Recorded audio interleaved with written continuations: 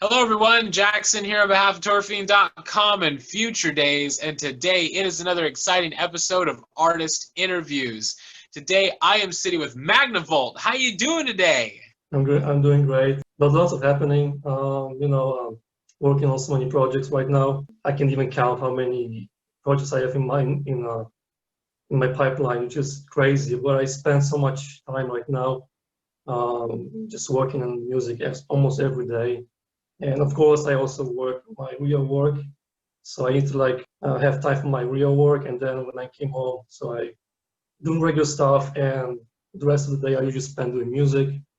So it was kind of progressive, half a year. Well, that's awesome. I mean, you're staying busy through all of this, and that's great. I mean, some people are really making good use of their time right now. They really are. I mean, working on projects, getting into new things, like finding time, making time for all kinds of stuff, which I think is good. So I think we as a human race have adapted pretty well considering everything that's going on, because for a lot of us, we're more busy than we've ever been. Yeah, that's true. That's true. I don't even remember when I spent so much time music like this, especially this year. It's crazy. If I go back to like last year, I was mainly focused on like 2 projects, but this year I have maybe 6 or 7 projects. Really huge ones I'm working with, which one of them is really secret. I work with my close friend. We're doing this EP, and yeah, so I am hoping right now that people will like my new style of music, which is quite different from like regular dark synth and dark electro music. What I do right now is I just take different genres like dubstep, mid-tempo, some future garage, and of course dark synth and cyberpunk music, and I just mix them together. Just create something new, fresh for audience and my fans, of course. Well, I'm looking forward to that. I mean, all of your stuff that you put out is very experimental. It's very eclectic. I mean, you have a good grasp on the different sounds, really. I mean, because your portfolio is really it's very diverse. It really is. And I think that because you have that mindset of wanting to experiment and break down barriers and break out of the box, I think that works really well for you. So I'm excited to hear your new stuff. And I know a lot of other people out there are excited as well. Yeah, I was actually watching the interview we did with Alex, and I was quite impressed what he said about like experimenting with dark electronic music. So I was thinking, well, I'm not like the only one, which is really cool. But there's so much people that really want to experiment with dark electronic music, dark synth, cyberpunk stuff. And it's really cool to hear that I'm not alone. That there's so many people doing the same thing, like experimenting. And so this is what I'm doing right now. There's lots of experimenting. Of course, I still keep like some tiny bits from nostalgia, of course, because I love 80s. But there's a lot of like modern stuff, and so I just hope that people are gonna like it. Well, people will definitely like it. And you're right. Like in that Alex interview, yes, we did explore the territories of stepping outside of the box, really experimenting and breaking out of the mold. And I think as artists, it's very important that we do that. It's very important that we break out of those boxes and really go into some amazing places. And when we start to experiment and when we start to take from different genres and kind of bring influences in from here and from there, I think we end up really making some amazing things. We really do. So, I mean, I'm excited, and I can't wait to hear it. I know it's going to be good because it's you. Thank you so much.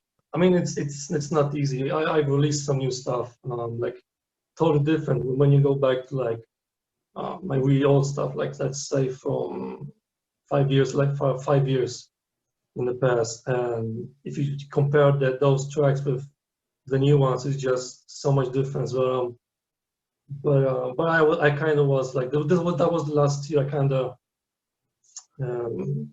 kind of realized that I wasn't quite like happy what I was doing, like dark synth stuff. and synthwave overall.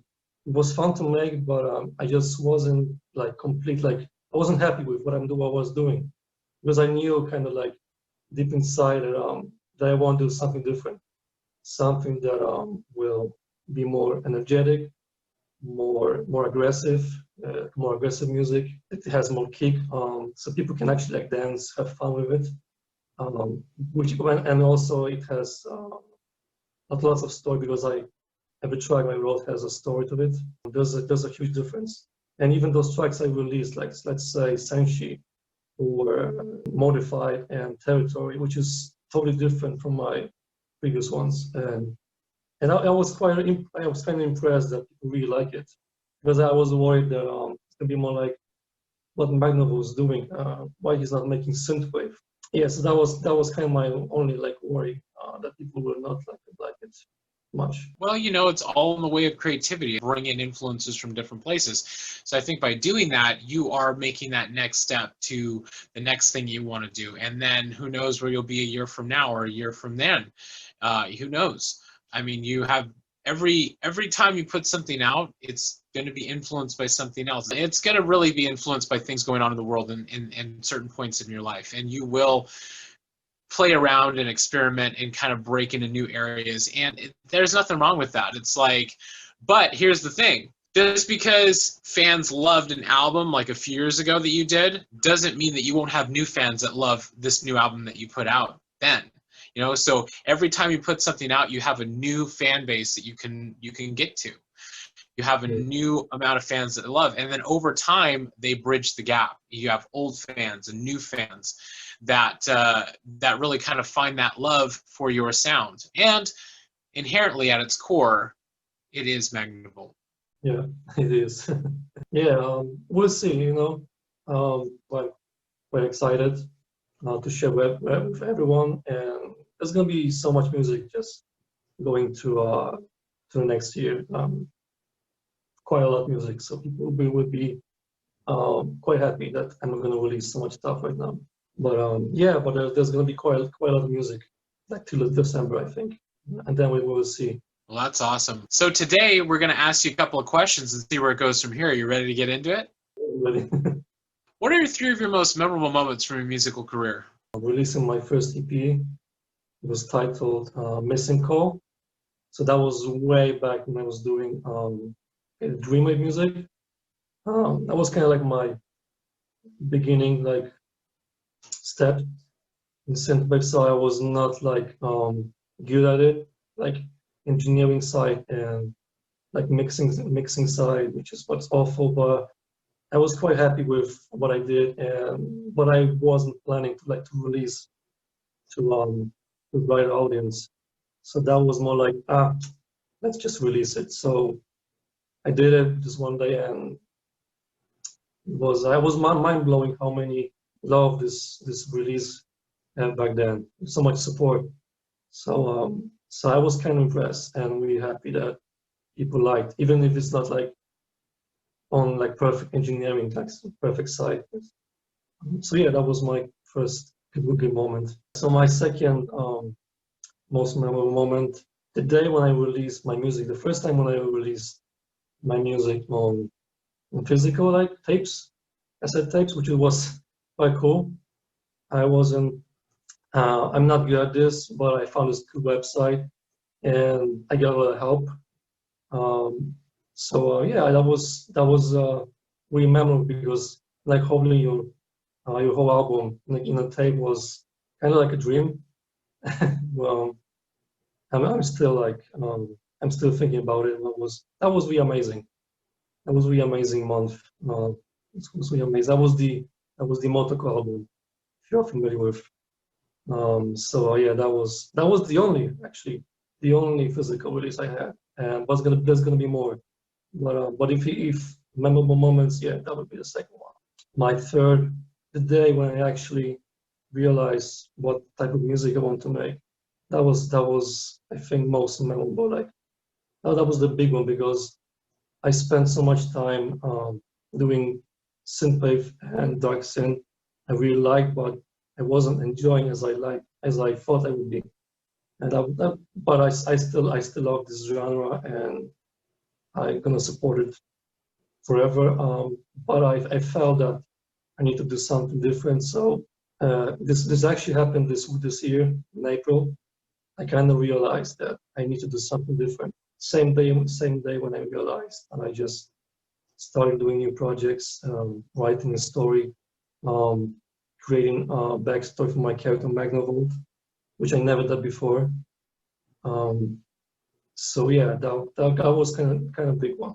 Those are some pretty awesome moments. I mean, you having a physical copy of that album and being able to put that out into the world, that right there is a testament to your blood, sweat, and tears, like your hard work. When you can kind of put that on the shelf and go, I did that. I did that. I achieved that. You know, a lot of artists, like, that's a great thing because they strive for physical copies. In a world of digital distribution now, it's so easy for people to, you know, buy tracks or buy an album and download it to their computer, but they never get to hold that tangible thing in their hand. And I think when you actually have that little piece of you out there in the world, that little piece that somebody can hold and go, wow, this is amazing. This is something that I can take pride in. I think that's wonderful. And then, you know, being able to also figure out the style of music that you want to do, like finally coming to that realization that, hey, this is where I want to be. This is where I feel most comfortable.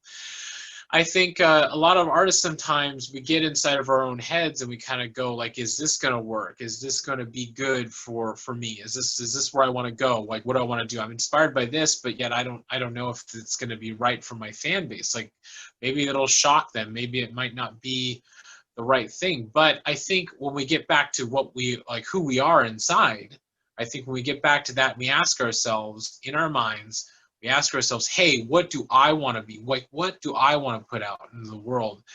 When we can finally do that and realize that answer, and it feels right to us inside of our bones, inside of our core, then we know what direction we want to go in. So that's great. You had that moment of realization, and you know you're working on your backstory, and I think for a lot of like artists, like solo artists, like that's important as well. You know, like creating your character, fleshing out your character, figuring out who your character is, figuring out who you are in your soul and in your core. Mm-hmm. Yeah, creating the Magnavolt character wasn't my idea in the beginning, because I was changing my artist name so many times through almost 5 years, but Magnavolt just stuck with me so much, but I just realized now this year that this character needs some story, needs some cool story that is more different from like movies or like the other artists. Because basically Magnavolt is a villain. He's not like superhero. He doesn't save people. He's more like, he's a very complicated character who went through a lot, much pain, and the only thing he has right now is just vengeance. But there's also like so much backstory, and also so much story in between, how much he's going through, and how much it will going to cost him, what he's doing. And so yeah, it's I was inspired by so many movies like The Fifth Element. I love 90s movies, and so The Fifth Element was my big inspiration for Magnavolt. Of course, Blade Runner, lots of video games, some novels I read. Yeah, there's lots of stuff. I was reading a lot. I was watching lots of movies I didn't watch before, and so that was kind of inspiring for the story of Magnavolt. Well, that's so wonderful to hear, because you know, being inspired by these movies, they had a lot of I guess you could say flawed characters. You know, like that's the beauty of a character design, is that, you know, the character is never perfect. Like nobody's perfect. Like as human beings, like we are very flawed. And I think when we look at like anything that has to do with heroes or any type of character that's written in a narrative, I think what makes it interesting and what makes it beautiful is that you see that every character has a flaw to them, that nobody is perfect, that nobody is prim and proper. And that right there makes you love the character even more, because you realize, hey, this character is just like me. They're just like me inside, and I can relate to them. And being inspired by The Fifth Element, I love that movie. You know, like 90s sci-fi, 80s sci-fi, love that kind of stuff. I felt like, you know, really solid characters, really solid core. Luc Besson, amazing director, just all around great movie. And I think really, you know, Fifth Element kind of broke a lot of molds as well. Yeah, yeah. I just hope that people will kind of like the story. But this is kind of like more different part. What I'm doing right now is the stories. It's more like it's not. It's very violent. There's lots of really bad stuff happening, because usually when you like do movies, when you do music, there's always this barrier. You can't go above, because it can be too much. It can be too much for human eye, for human ears. But this is what I'm trying to do. I'm trying to do just a little bit above this barrier, and see if people would kind of like it. Because what I'm trying to do is present the story as realistic as possible. How a real human could react to what happened with Magnavolt throughout his whole story. I'm not worried about that, but I'm kind of intrigued if people will kind of like it, even if it's like too much. Because what I'm really trying to do is make the story more towards a mature audience.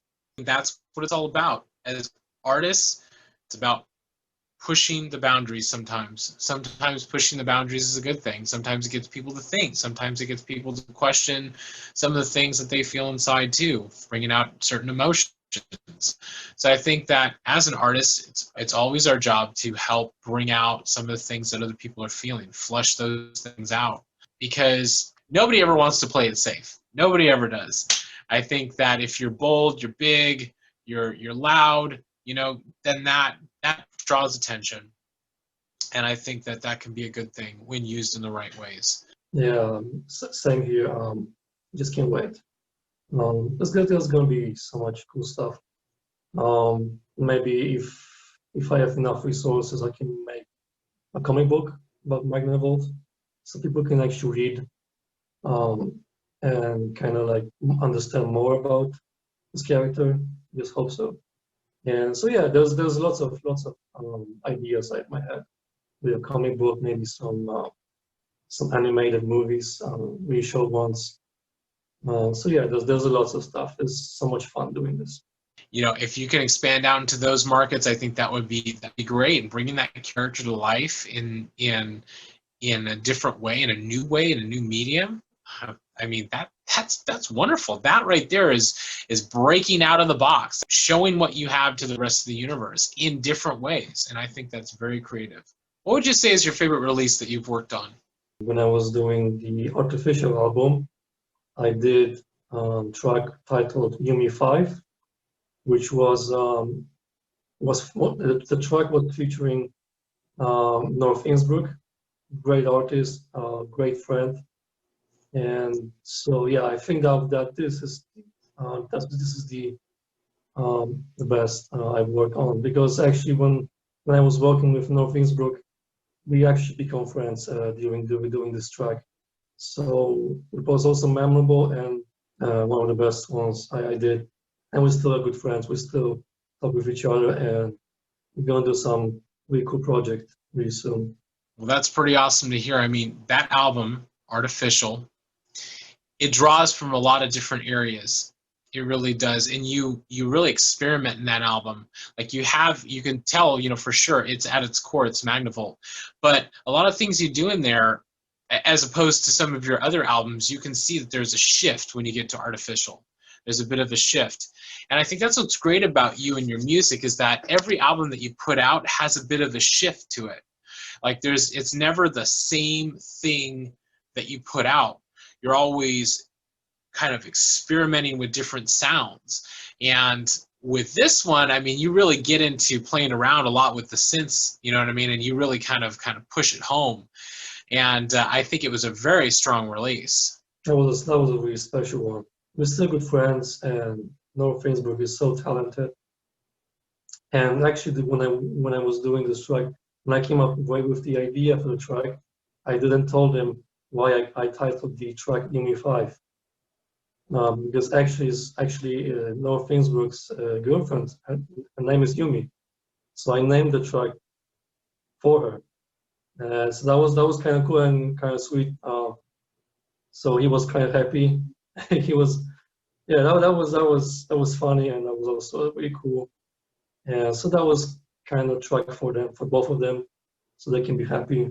That's very lovely that you did that, and North Innsbruck, another great artist. I mean, I personally enjoy his stuff. It's really cool that, like, when he puts out some of his newest releases that he's kind of like throwing out and putting out into social media and stuff like that, he tags other people, he tags other artists and other people to check out his music. And in a way, it's kind of like you. It's very it's experimental, and it plays around with different styles. I mean, I remembering one of his most recent releases that he put out on his social media. I remember he brought in hip hop artists for it, to Yes. do vocals over it. And I thought, hey, this is a bold choice. This is actually a really bold choice, and I think that it pays off. I mean, when you explore and you experiment, sometimes, yes, to some of your audience, it may seem a little weird or out of the box in a way that maybe some people, it might shock some people. But I think that when you take time to kind of listen to it and you kind of sit back and you kind of like realize like what they're trying to do and what they're trying to say, you can really appreciate it that much more. That's so true. I have really lots of tracks that are so different, and there's actually one track I was doing quite recently. Maybe not recently, but I was doing like this year, not so long a time ago. And this track will feature actually rapper, but this is still like a really early project, but vocals are done, and I'm just waiting for to resume this the project, because I have so many stuff I need to finish first. So yeah, there's gonna be quite so much different stuff coming. And I think what's great is that people can kind of just have those moments where they say, you know what, I can break free. I can do anything I want to. There's no rules. There's no rules. I don't have to be held to a certain standard. And when we let go, they take us to some really great places. Yeah, that's exactly what I was thinking. It's kind of like you release your brain, and it's just sometimes it does crazy things, but it's a good thing. Because I will just kept my like my brain from like I was just focusing on one thing. But during like even last year during making Artificial and Motoko, during those two projects I was learning. I was even like starting some early projects and just see if it's gonna work. And so it kind of took me a while, because I wasn't sure if this is gonna work.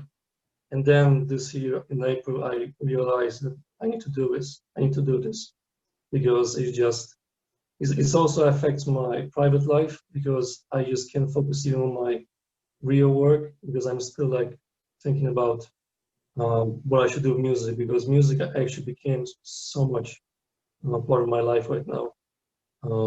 And doing this new stuff right now, it actually means really a lot to me, and it's changed my life. And that's good, because you are now finding that balance. You're finding that balance.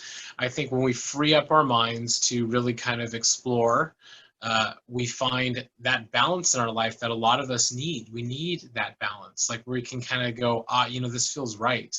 This right here feels good. And when we can say that, when we can firmly look at ourselves in the mirror and look inwardly, like reflect inwardly and say, hey, this feels right, then I think we have achieved inner peace. We really have. Yeah. What was the drive behind getting you into making music? I was familiar with the 80s when I was a little kid, because my parents loved the 80s music, and they still love it. They still listen to the 80s.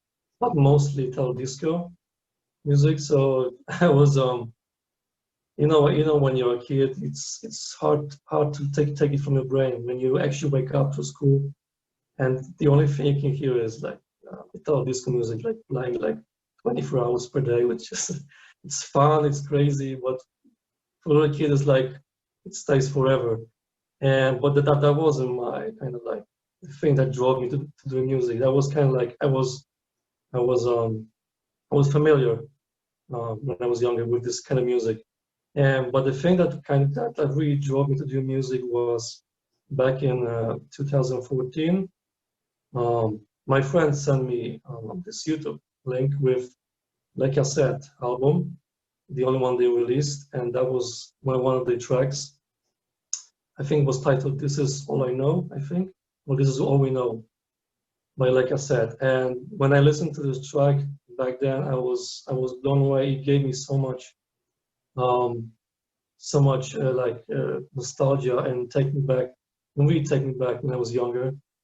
When I listened to Ital Disco when I lived with my parents, and so that was the day when I actually realized, no, I need to do music that brings so much nostalgia. And yeah, that's how it started. I didn't went to music school. I just learned piano lessons by myself, just using my PC, and that's all. It was kind of rough and quite difficult, but I managed, and it was fun, but also painful. But feeling that you can play piano was really cool. So yeah, like I said, it still was my big fan, my big inspiration.